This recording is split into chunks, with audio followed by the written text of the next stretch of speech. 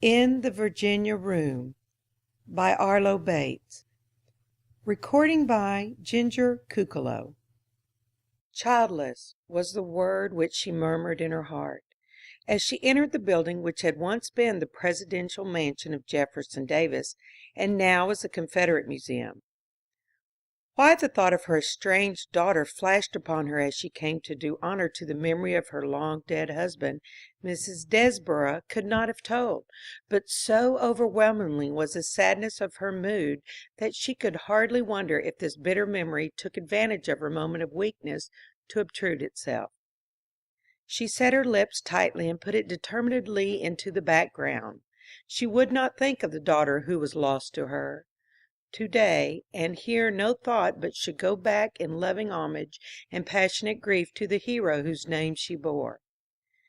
She went at once to the Virginia Room, bowing quickly but kindly to the custodian of the museum, and as she pushed open the door of the sad place, she thought herself alone. The heavy April rain which was drenching Richmond outside kept visitors away, and the building was almost deserted. In her yearly visits to this spot, those pilgrimages which she had made as to a shrine, she had once before had the Virginia Room to herself, untroubled by the presence of strangers, and now with a quick sigh of relief she realized how great had been the comfort of that solitude. To her sensitive nature it was hard to stand before the memorials of her dead, and yet to be aware that strange eyes curious if sympathetic, might be reading in her face all the emotions of her very soul. To preserve the calm necessary before the public had always seemed to her almost like being untrue to the memory she came to consecrate. And today it was with a swelling sigh of relief that she threw back her heavy widow's veil with the free, proud motion which belonged to the women of her race and time, the women bred in the South before the war.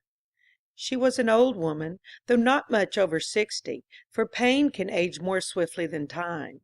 The high-bred mien would be hers as long as life remained, and wonderful was her self-control. Again and again she had felt unshed tears burn in her eyes like living fire, yet had been sure that no stranger had had reason to look upon her as more than a casual visitor to the museum.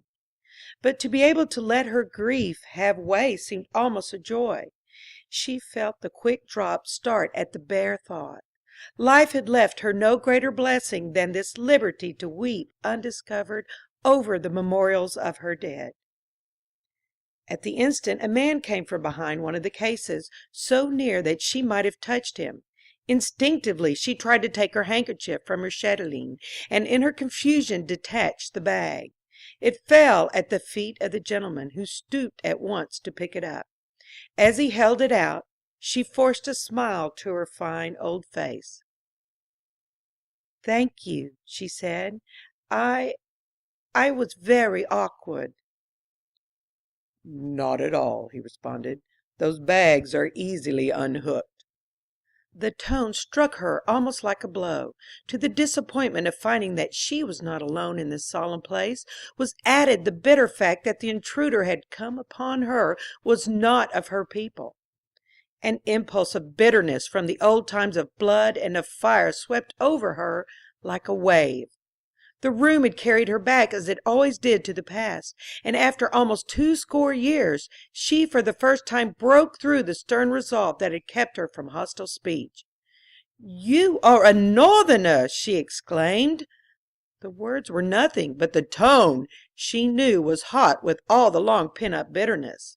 She felt her cheek flush as, almost before the words were spoken, she realized what she had said. The stranger, however, showed no sign of resentment. He smiled, then grew grave again. "Yes. Do not Northerners visit the museum? I suppose nobody came to Richmond without coming here." She was painfully annoyed, and felt her thin cheeks glow as hotly as if she were still a girl. To be lacking in politeness was sufficiently humiliating, but to seem rude to one from the North, to fall in living up to her traditions, was intolerable. "I beg your pardon," she forced herself to say. "To come through that door is to step into the past, and I spoke as I might have when a Yankee in the house of President Davis would have required explicit explanation." The stranger finished the sentence she knew not how to complete. Even in her discomposure, she appreciated both the courtesy which spared her the embarrassment of being left in the confusion of an unfinished remark and the adroitness which gave to his reply just the right tone of lightness. He was evidently a man of the world. Her instinct, not to be outdone in politeness, least of all by one of her race, made her speak again. "I was rude," she said stiffly. "Today is an anniversary on which I always come here, and I forgot myself." "Then I must have seemed doubly obtrusive," he returned gravely. He was certainly a gentleman. He was well groomed, moreover, with the appearance of quiet wealth. One of his hands was ungloved, and she noted appreciatively how finely shaped it was, how white and well kept. The North had all the wealth now, she reflected involuntarily, while so many of the descendants of old Southern families were forced to earn their very bread by occupations unworthy of them.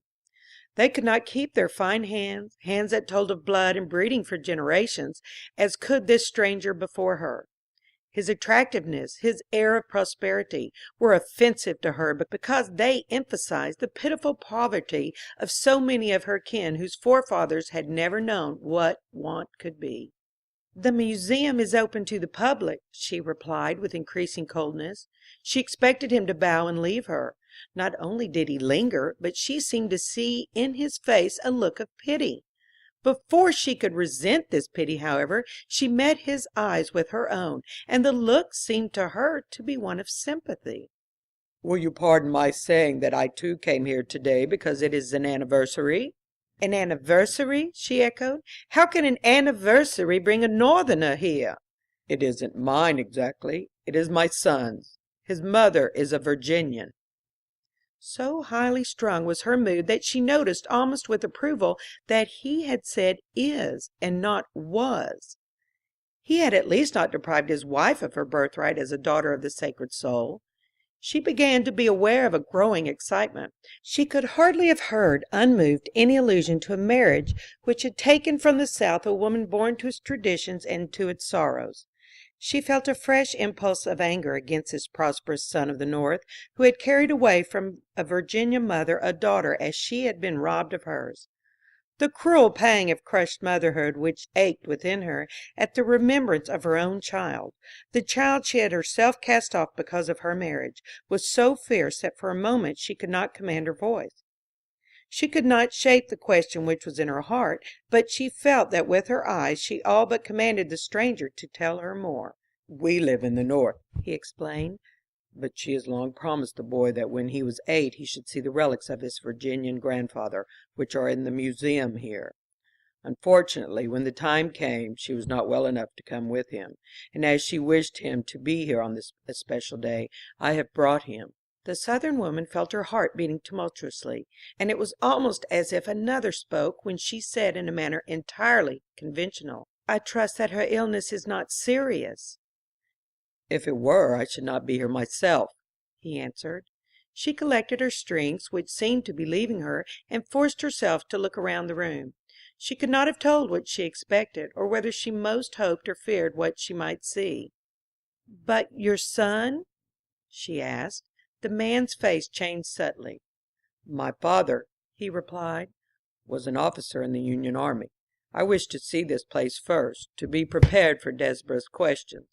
It isn't easy to answer the questions of a clever lad whose 2 grandfathers have been killed in the same battle, fighting on opposite sides." The name struck her like a blow. She leaned over for support against the corner of the nearest case, and fixed her gaze on the pathetic coat of General Lee behind the glass, which showed her as a faint wrath the reflection of her own face.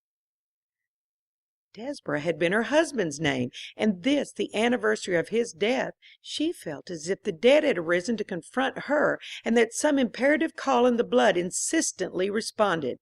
Yet she could not believe that her son-in-law was before her, regarding her with that straightforward, appealingly honest gaze. She said to herself that the name was merely a coincidence, that every day in the year was the anniversary of the death of some Virginian hero, and that this could not be her daughter's husband. "Have you decided what to tell your son?" she heard her voice, strange and far off, asking amid the thrilling quiet of the room. The stranger regarded her as if struck by the note of challenge in her tone. His serious eyes seemed to her to be endeavoring to probe her own in search of the cause of her sharpness. "I can do no more," was his answer, "than to tell him what I have always told him, the truth as far as I can see it." "And the truth which you can tell him here, before the sacred relics of our dead, the sacred memorials of our lost cause—" She could not go on, but stopped suddenly that he might not hear her voice break. "He has never been taught anything but that the men of the South fought for what they believed, and that no man can do a nobler thing than to give his life for his faith."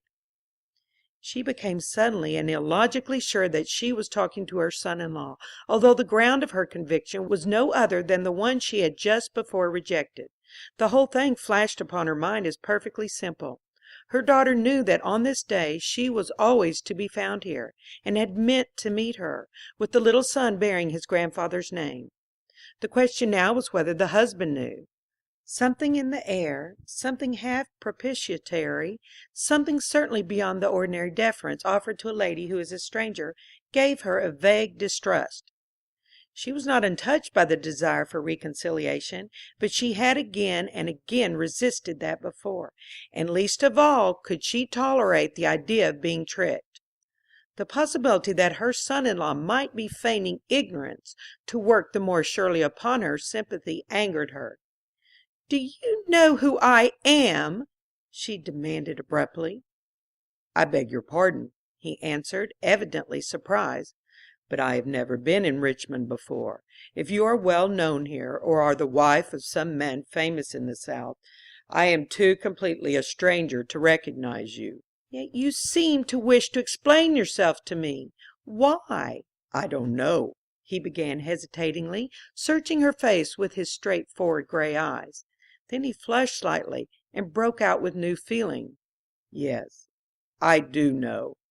You came just as I was going away, because I could not endure the sadness of it, when every one of these cases seemed to me to drip with blood and tears.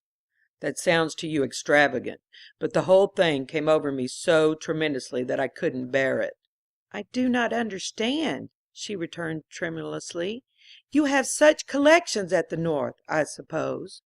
But here it came over me that to all the sorrow of loss was added the bitterness of defeat. I felt that no Southerner could come here without feeling that all the agony this commemorates had been in vain, and the pity of it took me by the throat, so that when I spoke to you, you were a sort of impersonation of the South, of the Southern women, and I wanted to ask for pardon." She drew a deep breath and raised her head proudly. "Not for the war," he said quickly, with a gesture which seemed to wave aside her pride and showed her how well he had understood her triumph at the admission seemingly implied in his words. "I am a Northern man, and I believe with my whole soul that the North was right. I believe in the cause for which my father died. Only I see now that if he had lived in the South, the same spirit would have carried him into the Confederate army." "But for what should you ask pardon, if the North was in the right?" "For myself, for not understanding, for being so dull all these years that I have lived with a wife faithful to her heart to the South, and too loyal to me to speak.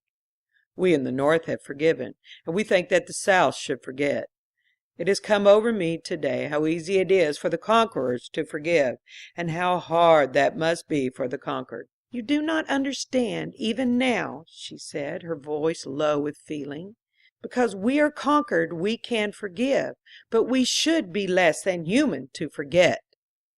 The room was very still for a little, and then, following out her thought, she said, as if in wonder, "And you, a Northerner, have felt all this?" He shook his head, with a little smile. "It is perhaps too much to ask," returned he, "that you Southern women should realize that even a Northerner is still human." Yes, yes, but to feel our suffering, to see—" "It has always been facing me, I understand now, in my wife's eyes, the immeasurable pathos of a people beaten in a struggle they felt to be right. But she had been so happy otherwise, and never spoke of it. "In the heart of every Southern woman," she said solemnly, "though now without bitterness, is always the anguish of our lost cause. We cover the surface, we accept, and God knows we have been patient, but each of us has deep down a sense of the blood that was poured out in vain, of the agony of the men we lost, of how they were humiliated, and of the great cause of liberty lost!" For long, bitter years she had not spoken even to her nearest friends as she was talking to this stranger, this Northerner. The consciousness of this brought her back to the remembrance that he was the husband of her daughter. "Has your wife no relatives in the South who might have made you understand how Southern women must feel?" she asked. He grew instantly colder. "I have never seen her Southern relatives." "Pardon the curiosity of an old woman," she went on, watching him keenly. "May I ask why?" "My wife's mother did not choose to know the Yankee her daughter married." "And you?"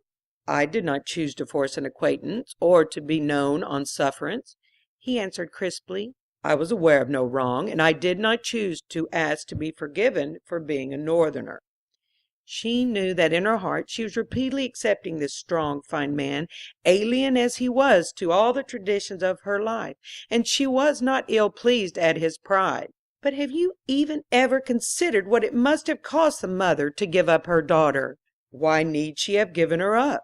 Marriages between the North and the South have been common enough without any family breach." She was utterly sure that he knew neither to whom he was talking, nor what had been the real cause of her separation from her daughter. She experienced a sort of wild inner exultation that at last had come the moment when she might justify herself, when she might tell the whole dreadful story which had been as eating poison in her veins.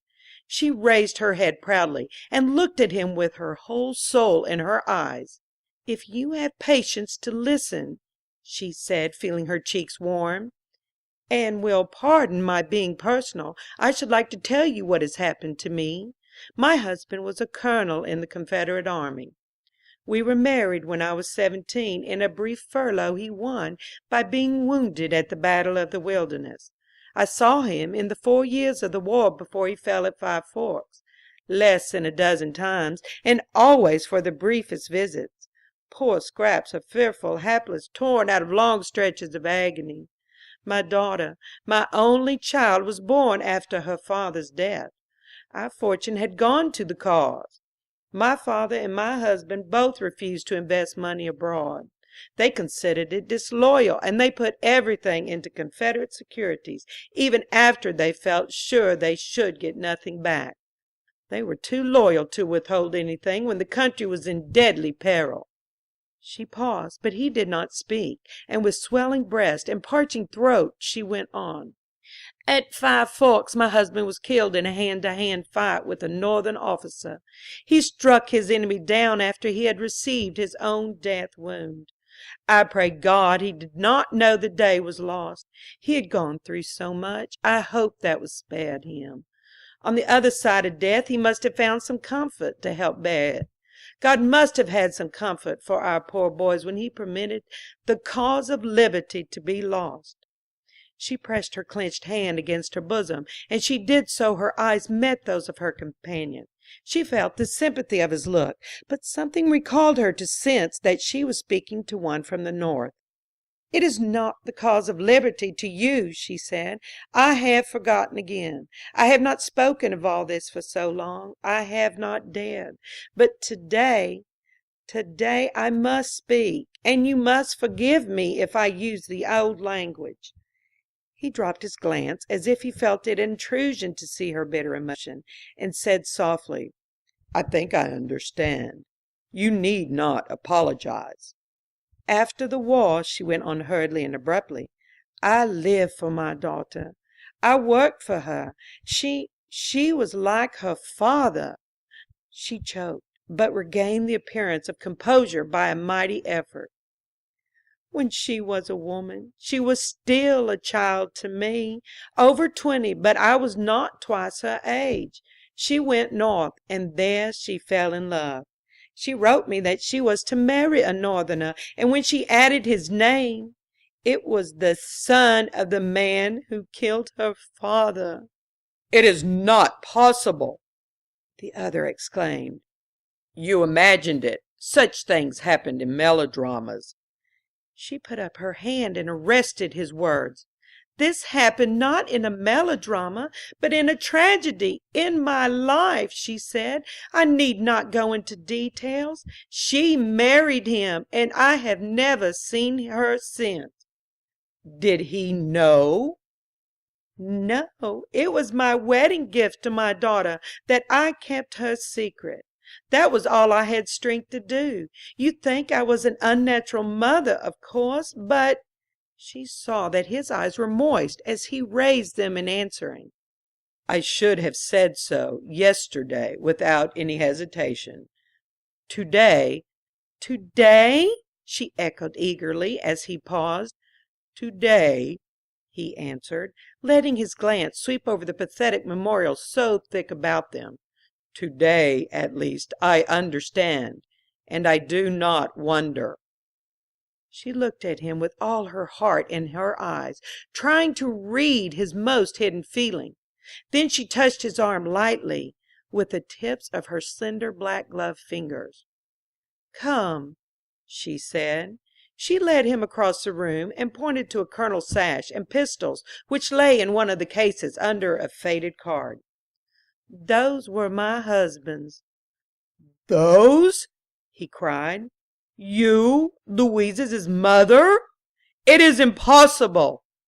"It may be impossible, but as I said of the other thing, it is true." "The other thing?" he repeated. "What do you mean, the thing you said? That my father and he— That cannot be true. I should surely have known." "It is true," she insisted. "At the moment it happened they were surrounded by our soldiers, and his own men probably did not realize just what had happened. But I know every minute of that fight. One of my husband's staff had been at West Point with them both, and he told me. He saw it and tried to come between them. Your wife married you, knowing you to be the son of the man who killed her father." The Northerner passed his hand across his forehead, as if to wipe away the confusion of his mind. His eyes were cast down, but she saw that their lids were wet.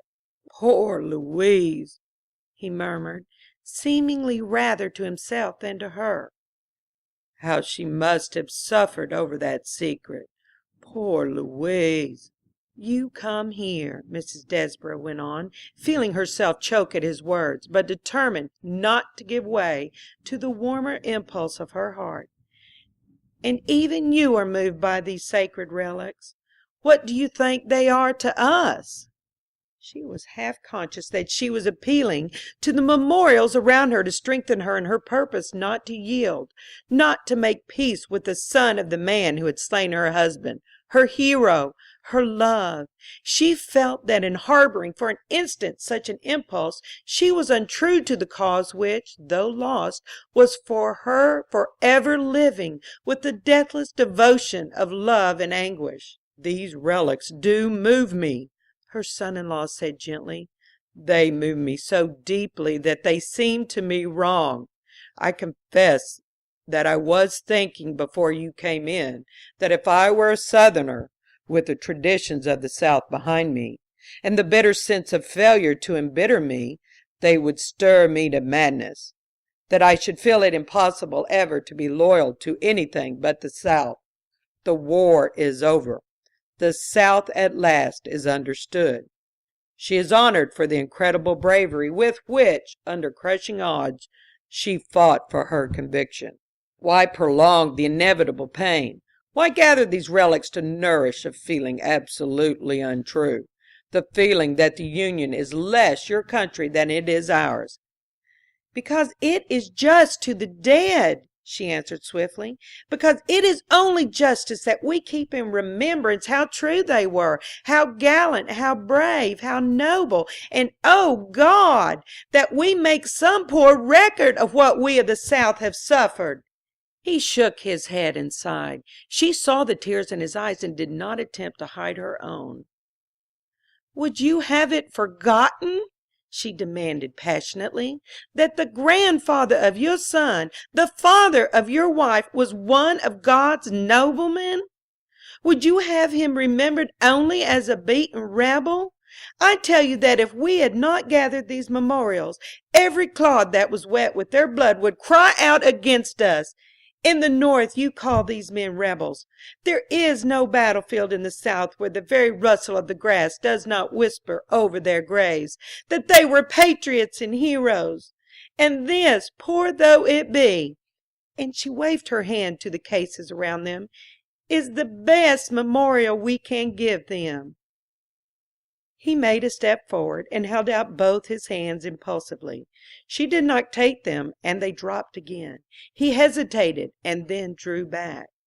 "It must be as it is," he said sadly. "Even if I blamed you women of the South, I could not say so here. Only," he added, his voice falling, "can you forget that the women of the North have suffered too? I grew up in the shadow of a grief so great that it sapped the very life of my mother, and in the end killed her. Do you think I could visit that upon the innocent head of Louise? I did not mean, though, to speak of myself, now that I know who you are. I will not intrude on you, but my little son, with your husband's name and his mother's eyes, is certainly guiltless. I will not come with him. But may I not send him with my man to see you this afternoon, so that I may say to Louise that you have kissed him and given him your blessing? Sorrow has taken away his other grandmother." It seemed to her that she could not endure the speaking of one syllable more. Her whole body trembled, and she raised her hands in an impulsive gesture which implored him to be silent. All the old mother love for Louise, the passionate crying of her lonely heart for this unseen grandson with the blood of her dead husband warm in his veins, the grief of black years and fidelity to old ideals, warred within her, and tore her like wolves. She cast a glance around as if to find some way by which she could flee from this position which it was too terrible to face. Then she saw her companion look at her with infinite pity and sadness. "Then," he said, "I can only say good-bye." But she sprang forward as if she burst from chains, and threw herself upon his breast, the agony of the long, bitter past gushing in a torrent of hot tears. "Oh, my son!" she sobbed. End of In the Virginia Room,